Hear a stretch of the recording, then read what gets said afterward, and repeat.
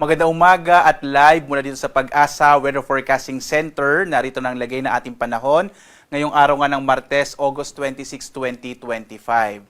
At sa ating pong latest satellite images, patuloy pa nating minomonitor yung low pressure area na huling namataan malapit po sa may katubigan ng Paracales sa Camarines Norte. Sa ngayon, hindi pa rin naman natin inaalis yung posibilidad na ito ay maging bagyo, bagamat medyo bumababa na po yung posibilidad na iyon, lalo't malapit na ito sa kalupaan ng ating bansa. Kung sakali man na maging bagyo ito, posible po within the day lamang po ito at eventually ay manghihinan or ito ay magdi-dissipate na rin habang kumikilos pa hilagang kanluran. At ito ang magdadala pa rin, itong low pressure area pa rin ang magdadala ng mga pag-ulan, partikular na nga sa malaking bahagi ng silangang bahagi ng Luzon, partikular na sa may area ng Bicol Region, gayon din sa may area po ng Quezon, Aurora, Rizal, kasama din ang ilang bahagi po ng Mimaropa. Samantala, inaasahan pa rin natin yung mga pag-ulan na dulot ng southwest monsoon o habagat, partikular na sa may area naman ng Palawan at gayon din dito sa may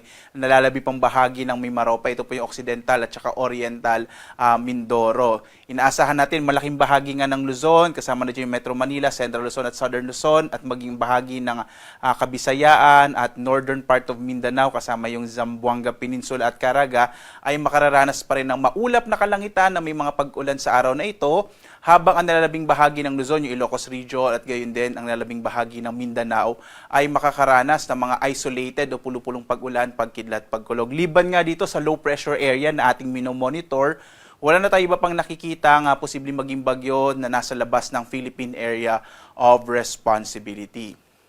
At as of 5 a.m. nga po, naglabas tayo ng weather advisory. Yung weather advisory, ito yung inaasahan natin na potensyal ng mga malalakas sa mga pag-ulan, katamtaman hanggang sa malalakas sa mga pag-ulan, around 50 to 100 millimeters po yan ng mga pag-ulan. Partikular na mapapansin nyo ito sa mga lalawigan sa may silangang bahagi ng Luzon. Partikular na itong Bicol Region, yung mga lalawigan ng Camarines Norte, Catanduanes, Camarines Sur, Albay, Sorsogon at Masbate. Makakaranas din po ngayong araw ng mga hanggang malalakas sa mga pag-ulan ang bahagi ng Quezon Province, Laguna, Rizal, Bulacan, Aurora at Isabela. Ito po ay dulot ng low pressure area na ating minomonitor. Habang ang hangin habagat ay magdadala rin ng hanggang malalakas sa mga pag-ulan ngayong araw sa bahagi ng Palawan, Antique at Occidental Mindoro. So mga kababayan, sa mga nabanggit po na lugar na ito, mag-ingat sa mga potensyal, sa mga posibilidad ng mga biglang pagbaha o mga flash floods at pagguho ng lupa or landslides. Bukas naman, inaasahan pa rin natin yung epekto ng low pressure area na hindi natin inalis yung posibilidad na maging bagyo, bagamat posible po short-lived lamang, ay magdadala pa rin ito ng mga pag-ulan sa may bahagi ng Camarines Norte, Camarines Sur, maging sa mga lalawigan ng Quezon, Rizal, Bulacan, kasama na rin yung Nueva Ecija at Aurora. Ang hanging habagat bukas ay magdadala rin ng mga pag-ulan sa bahagi ng Palawan, Occidental at Oriental Mindoro, Antique at Negros Occidental. Kaya mag-ingat din po sa mga posibilidad ng mga pagbaha at mga pagguho ng lupa. Pagdating po ng araw ng Huwebes, inaasahan natin na wala na masyadong magiging epekto yung low pressure area. Maaari na po itong malusaw, habang ang hanging habagat pa rin ang magdadala ng mga pag-ulan naman sa Palawan at Occidental Mindoro. So sa mga kababayan po natin sa Palawan at Occidental Mindoro, inaasahan natin the next 2 to 3 days magpapatuloy yung hanggang malalakas sa mga pag-ulan na dulot ng habagat. Kaya mag-ingat po, lalong-lalo na nga sa potensyal ng mga pagbaha. Ngayong araw, inaasahan nga natin malaking bahagi ng Luzon ay makararanas ng mga pag-ulan mula Katamtam hanggang sa Kumis ay malalakas sa mga pag-ulan dulot ng low pressure area at ng hanging habagat, partikular na sa may bahagi nga ng Cagayan Valley, Cordillera, dito sa may Central Luzon, ang Metro Manila, Calabarzon, Bicol Region at Mimaropa. Mag-ingat nga po sa potensyal ng mga flash floods and landslide. Habang ang nalalabing bahagi ng Luzon, partikular na nga itong Ilocos Region, makararanas naman ng mga pulupulong pag-ulan, pagkilat, pagkulog, or generally din po ay fair weather sa may area ng Ilocos Region. Agwat ang temperatura sa Lawag, 25 to 31 degrees Celsius sa bahagi ng Baguio, 16 to 23 degrees Celsius sa Metro Manila, 24 to 29 degrees Celsius sa Tuguegarao, hanggang 29 degrees Celsius sa Tagaytay naman, 22 to 29 degrees Celsius, habang sa Legazpi, 24 to 29 degrees Celsius. Dito naman sa Palawan, Visayas at Mindanao, inaasahan natin malaki din yung tsansa ng mga pag-ulan sa may bahagi ng Palawan dulot ng hanging habagat. Agwat ang temperatura sa Calayan Islands 24 to 30 degrees Celsius habang dito sa may Puerto Princesa nasa 25 to 31 degrees Celsius. Malaking bahagi din ng Kabisayaan ay makararanas sa mga pag-ulan dulot ng low pressure area at ng hanging habagat. At ang agwat po ng temperatura sa Iloilo, 24 to 30 degrees Celsius. Sa Cebu naman, 26 to 31 degrees Celsius. Habang sa Tacloban, 24 to 31 degrees Celsius.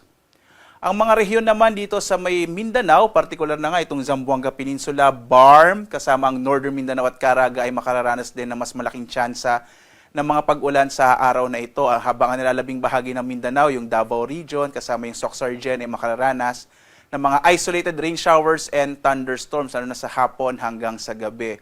Agwat nga ng temperatura sa Zamboanga ay 23 to 32 degrees Celsius, sa Cagayan de Oro naman 23 to 31 degrees Celsius, habang sa Davao 25 to 30 degrees Celsius.